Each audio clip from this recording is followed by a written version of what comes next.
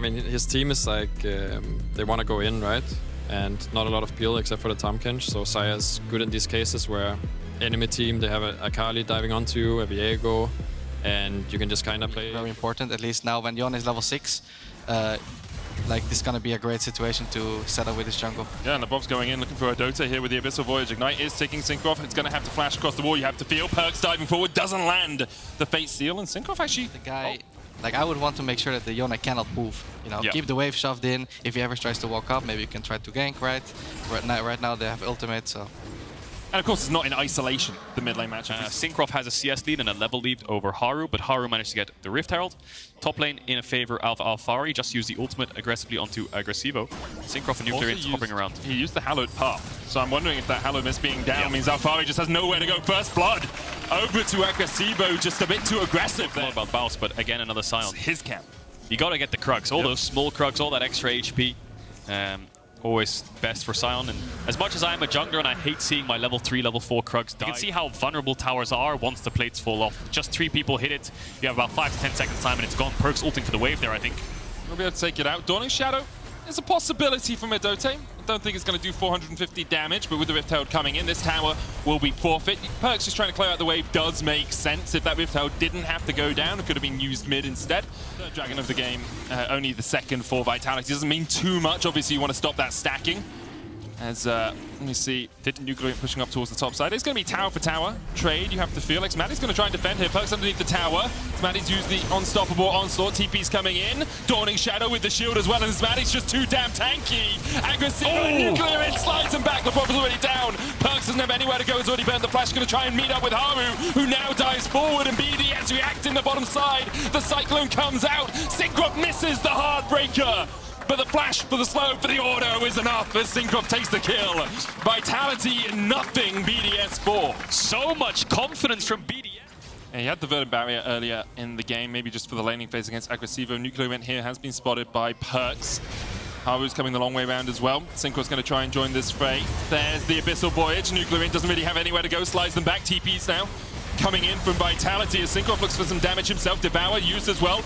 Unstoppable onslaught towards the top side. Erdote's going to flash away. Cinkrof underneath the tower. The Sun Disc can't save you now. Perkz will take him. Tanks the tower a couple of times. Decimating smash dodged by Perkz, who's going to go back underneath the tower himself, but he's still tanking it. Immortal Shilbo will keep him alive. Agresivoo now here. A great 3-man knockup from xMatty. Usually an AD carry, but his tank game is sublime.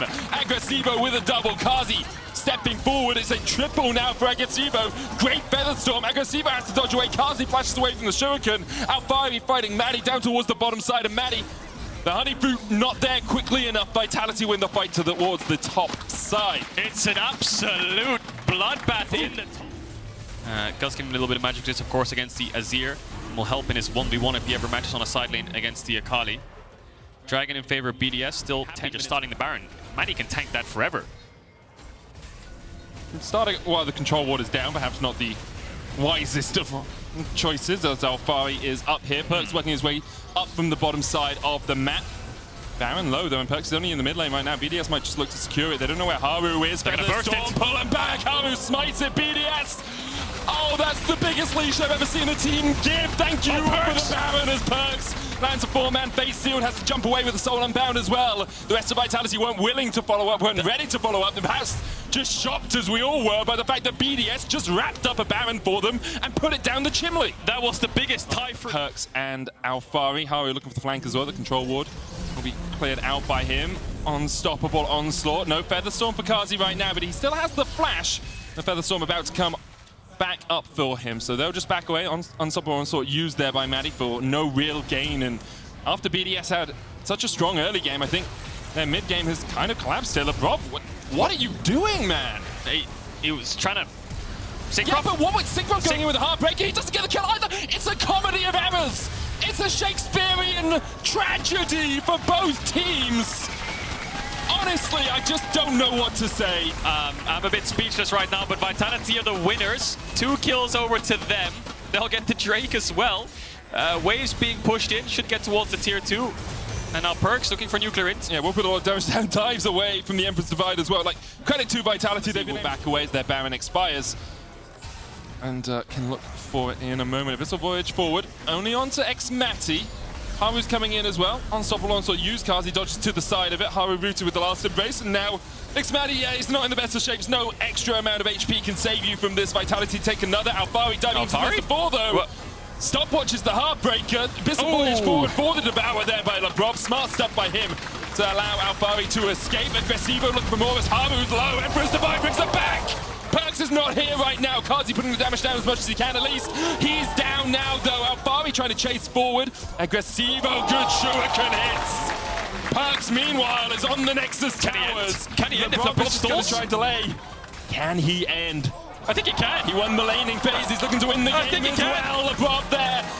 Oh, they both stopped their recalls. Perkz is on the Nexus. TP in. Is he going to get it off? It's cancelled. It's cancelled. 5 seconds on Matty. 5 seconds on Matty. Perkz has got it. You can see him fighting in the camera. He's just going to get the end after such a messy fight in bots. xMatty's up, but he can only watch. And Perkz dodging around. The Nexus falls. Wait, Perk? Wait, no. Wait, no Perk. way. Okay, you got it. Whoa, so, what the hell? What's going to happen for a second there? They were putting their shoes back on, and Perkz like, I got Yeah, everyone was kind of off their PCs. Perkz managed to finish it.